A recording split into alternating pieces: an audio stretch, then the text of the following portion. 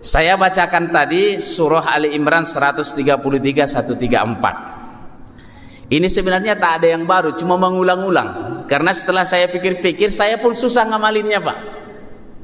Salah satu dosa para ustadz ini pandai bicara, pandai bercakap, tak pandai mengamalkan.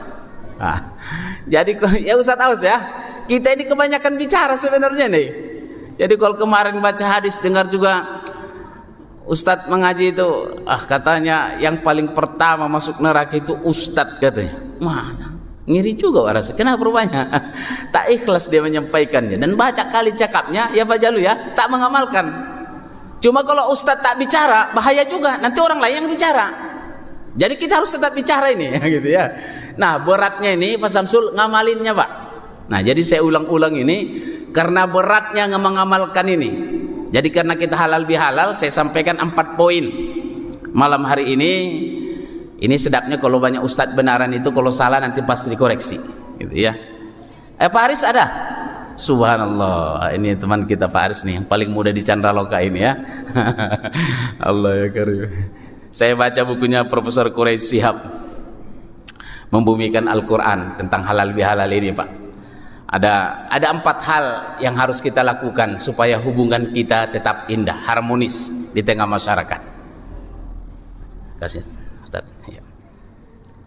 Kasih ya. Oke. Ada 4 yang harus kita lakukan dan harus kita lakukan ini berulang-ulang. Dan ini yang paling berat saya mengamalkannya, Pak. Ya Allah, saya tak adalah maksud mengajari ini, tapi memang berat aku rasa mengamalkan ini. Siapapun kita pasti pernah melakukan salah kepada orang, dan orang lain juga pernah salah kepada kita. Yang tak boleh itu merasa orang lain aja yang salah, kita tak pernah salah. Di mereka aja yang salah sama aku, aku tak ada salahnya. Ini justru bahaya, gitu ya. Menjadi orang baik itu penting, Paris. Tapi merasa paling baik itu bahaya. Iya kan? Ini kadang baru sholat tahajudnya tak putus-putus, sudah merasa paling baik, sudah pantasnya masuk surga, gitu ya. Enggak. Menjadi orang baik itu penting, gitu. Tapi merasa paling baik itu justru berbahaya. Jangan, gitu ya.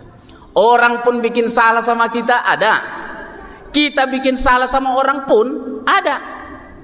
Ya Pak Arya ya. Ini tadi saya pasangan badminton kami tadi. Saya udah minta maaf duluan karena SMS kena melulu dia Pak Jalu. Ya udah halal bihalal kita di lapangan tadi itu kan. Cuma seringkali kita Bapak Ibu merasa orang yang salah sama kita, kita tak salah sama orang. Ini berbahaya ini. Gitu. Jadi kalau sudah begini masuk, yang ada itu adalah kesombongan. Nah, jadi saya ingin menyampaikan apa yang kita lakukan kalau orang lain berbuat salah kepada kita.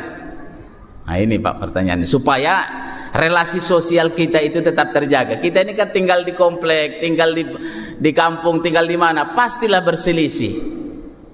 Jangankan kita rame-rame Pak, di rumah aja kita pun berselisihnya kadang sama anak kan, sama istri. Saya istri baru 1 saja pun sering berselisih. Gimana kalau 2 Ustaz Musli kan? 1 aja sering berselisih kita, gimana kalau 2? Ini gak enak sama ibu-ibu nih rupanya Pak Jayanto ya. Untung Mas Jamil gak ada di sini. Kalau ada dia tak berani kita ngomong ya Pak Iwan ya. Gak berani kita. Jadi memang ya Allah ya Karim.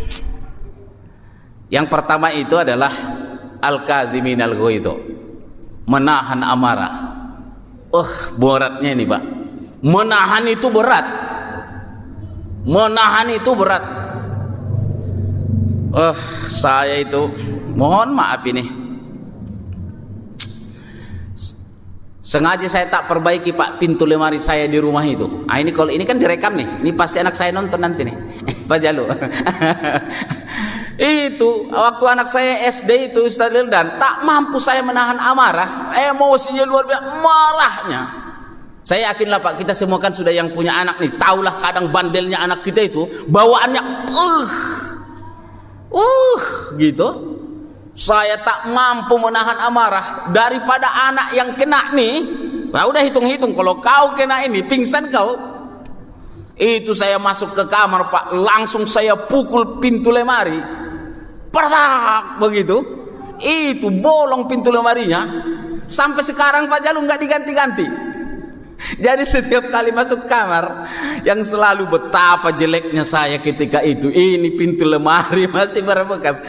Pecah pintu lemari kayu itu Pak, saking amarahnya. Nggak mampu saya menahan amarah itu. Jadi kalau anak saya pulang, udah gede sekarang nih, perempuan udah lagi kuliah S2. Kalau pas lagi pulang kita masuk ke kamar, ya ini pintu lemari kita kenapa ya? Wah, nyindir dia. Malu awak sebenarnya, malu. Dan saya bilang takkan pernah kita perbaiki, biarkan sajalah, biar ayah merasa malu sampai mati. Tuh Pak. Ya Allah, menahan amarah itu Pak.